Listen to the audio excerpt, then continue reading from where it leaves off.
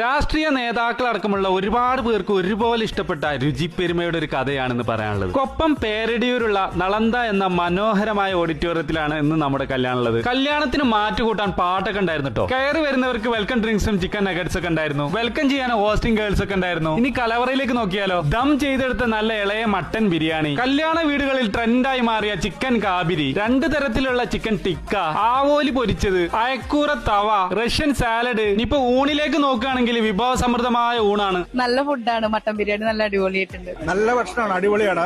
ഞാനിവിടെ മന്തി കഴിച്ചു, അതോടൊപ്പം ബിരിയാണി ഉണ്ട്. എല്ലാം അടിപൊളിയാണ്, ടേസ്റ്റിയാണ്. വെജിറ്റേറിയൻ ആണെങ്കിലും നോൺ ആണെങ്കിലും ഫുഡ് കോർട്ടിന്റെ ഭക്ഷണം അത് വേറിട്ട് തന്നെ നിൽക്കുന്നതാണ്. ഇനിയിപ്പോ ഭക്ഷണം കഴിച്ചു കഴിഞ്ഞാൽ കിടിലൻ കുനാഫ ഉണ്ട്, പോപ്കോൺ ഉണ്ട്, തട്ടുകട സ്റ്റൈൽ ചായം പൊരിക്കടി ഉണ്ട്, കൂടാതെ ലുക്കൈമത്തും ഉണ്ട്. ഇതുപോലുള്ള രുചികരമായ ഇവന്റുകൾക്ക് ജാഫറിന്റെയും നാസറിന്റെയും ഫുഡ് കോർട്ടിനെ വിളിക്കാൻ മറക്കണ്ട. Bye from ഷൗലത്തിക്കാടൻ.